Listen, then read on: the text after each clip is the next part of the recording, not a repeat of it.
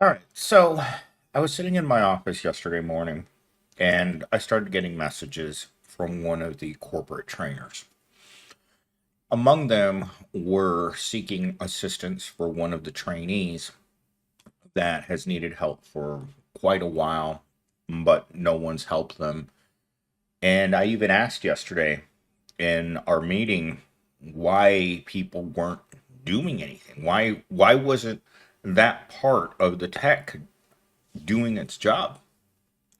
And of course, the senior manager chimed in with a very depressed voice. Like, over the past 6 months, I have seen the guy decline, decline, and decline.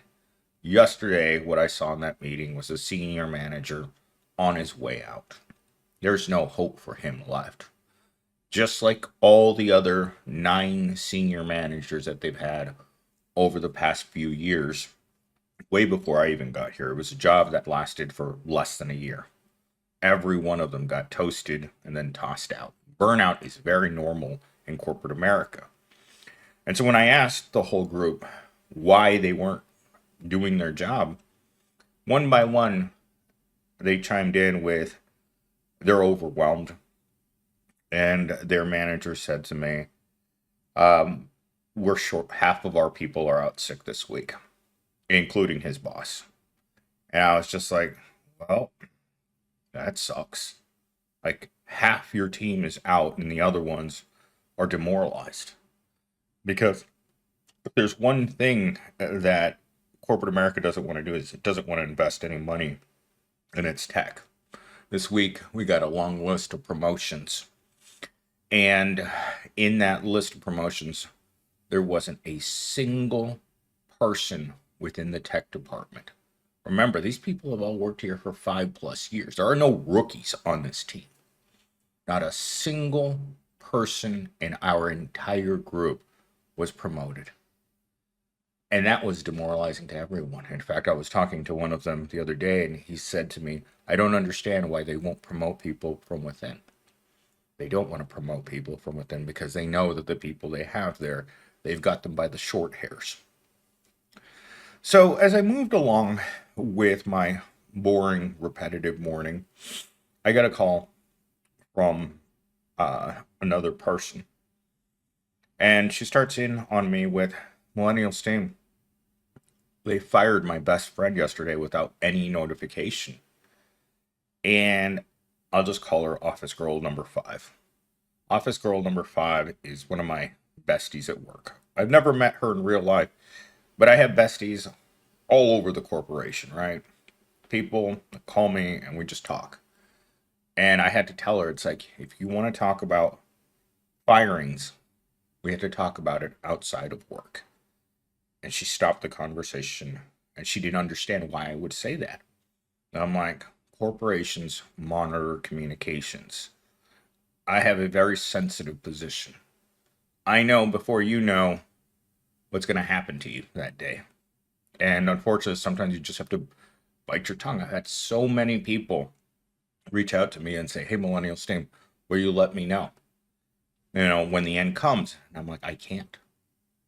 I just have to look at the fact that your name's up. Your name's on the list for that day. And I can see it come in. And all I can do is just let it happen. Because I've actually been told many times that I'm not allowed to talk about these things. But she was very afraid. Very, very afraid. This lady had worked there for 20 years. And it was just like that. Layoff. She was gone. No way of preparing, no way of knowing. So this office girl was terrified at this. Because she's worked there for, I think, 8 years now. And everyone that we both know aren't here anymore. We're the last of the original people that are left. All gone. Every single one of them. And of course, at that point, you start wondering it's only a matter of time before your expiration date comes up. Anyhow, this introduction has nothing to do with the rest of the video. It's just how my day started yesterday. Let's get into the monologue and then we'll get into our talking points. They call it a day off, but let's be real. It's just unpaid recovery time from the exhaustion they put you through all week. Even when you're not physically at work, your mind is still trapped in survival mode, dreading the emails, the unfinished tasks, the looming stress waiting for you when you go back. Rest isn't rest when it's laced with guilt, anxiety, and the feeling that you're falling behind. The worst part, this isn't an accident. It's by design. Because if we were ever truly rested, we'd have the energy to fight back. Exhaustion is the control they exert over the proletariat. We're constantly working. I actually created this video by writing a short paragraph on how we used to have free time. And in it, I talked about how we used to be able to play video games and have hobbies and be able to pursue our own interests. The last time I didn't have to work this hard, I was in college. And I'm going to say not have to work this hard, but I was a full time employee while I was taking 18 credit hours. So those 10 years of being in school and working full time, those weren't easy. And when I got out of school, it just got worse. Because now I was working for minimum wage while watching my life slip away. I don't know where the winter went. It's spring next Friday. I don't know what's happened in the last few months. I've been in survival mode, fearing my number coming up. Every night involves some sort of panic attack, waking up, wondering if today's my last day. It's been my last day at this corporation since I got my review in the fall. I just kind of waiting for it to happen. Unfortunately, I'm an important person. Sadly enough, I can function completely without any sort of assistance from any other person within my group. I function on autopilot, and that's something no one else in my group can do, including my own boss, which is weird when I have so much responsibility for so little pay. All right, moving into talking point number 1. Work never truly stops, even on your days off. Employers expect workers to be reachable at all times, whether through emails, phone calls, or last-minute requests. Every time something goes wrong on a weekend, I get that call on Monday on how I wasn't available on the weekend, how no one could get a hold of me. And my first thought is, I'm not an exempt employee. They won't pay me to be an exempt employee, so why should I make myself available at all times? Because it's understood that you will be available. Just like my boss. He's expected to answer the phone 7 days a week at 1 o'clock in the morning or whenever. He's allegedly on vacation right now, but he's been sending out Slack messages and receiving messages the entire time. The guy didn't go on vacation, just changed the scenery of his remote work. And I've seen people go on vacation where they're scheduled off for 2 weeks, but their status says available the entire time that they're supposed to be on vacation. I myself have taken phone calls on the side of a mountain because, again, it's understood that last minute requests and being available is part of the job. So 8 to 5, I may not be at work, but I have the app and it's turned on to I keep it in status offline for myself. Phone still rings constantly throughout the day. In fact, yesterday. So we started a new girl in the tech department that's part of an analytical group that's brand new to the corporation. In fact, Gen Z was looking at the company website and he was telling me, he was yelling over the cubicle wall at me. It's like, hey, they have job ads for system engineers, system administrators, and programmers. Jobs they've never had before at this corporation until we got new leadership a few months back. This place is changed so dramatically since that happened. It's like working for a whole different place. But we had one of these people who started on Monday, and I reached out to her first thing Monday morning to see how she was doing.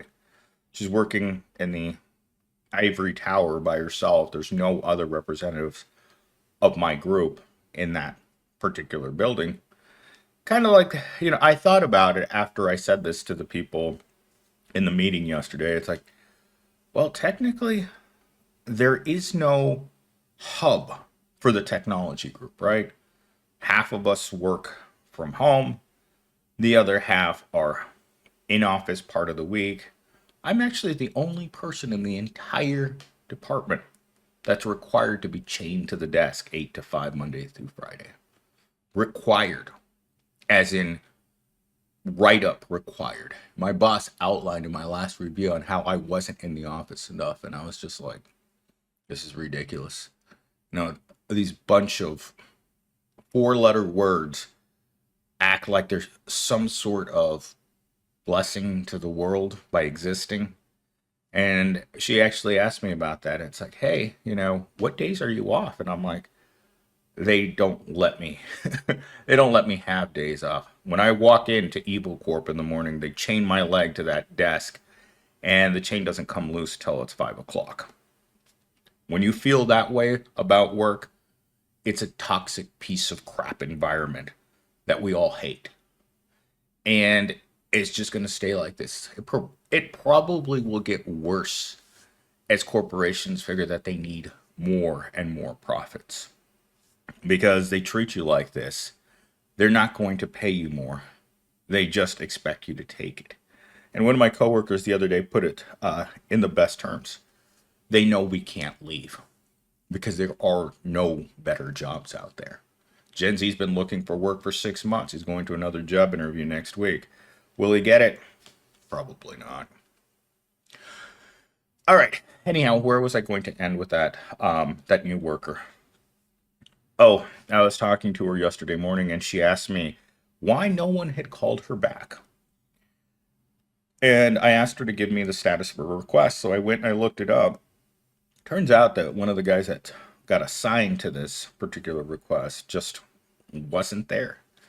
And I called him up yesterday morning and I asked him, it's like, hey, your message, your status says that you're not here today. And I'm like, he got annoyed with me, like I was checking up on him. I'm like, no, this person that works for your boss is sitting there waiting for help.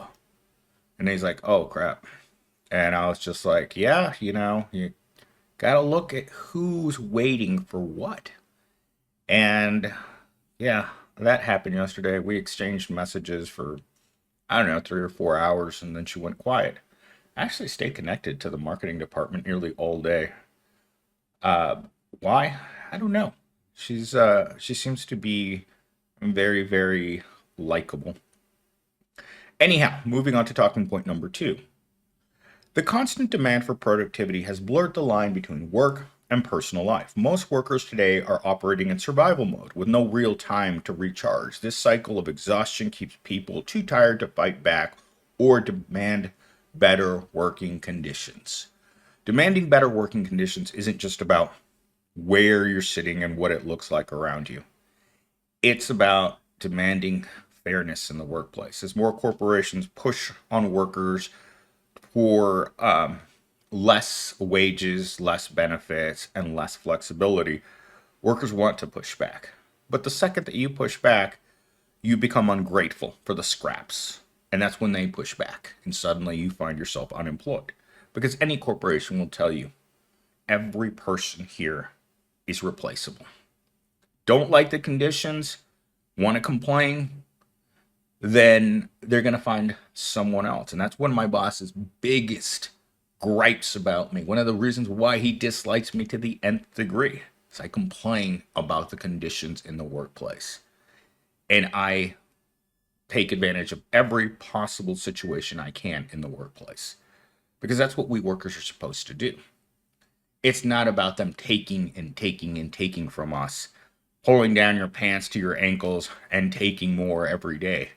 It's about pulling your pants back up and saying, you know what? I don't feel like it. And, Fleece is going to just look at you like, stupid proletariat. You think this is going to be easy? No. It only happens in one way. It's the hard way. Every single day at Evil Corp.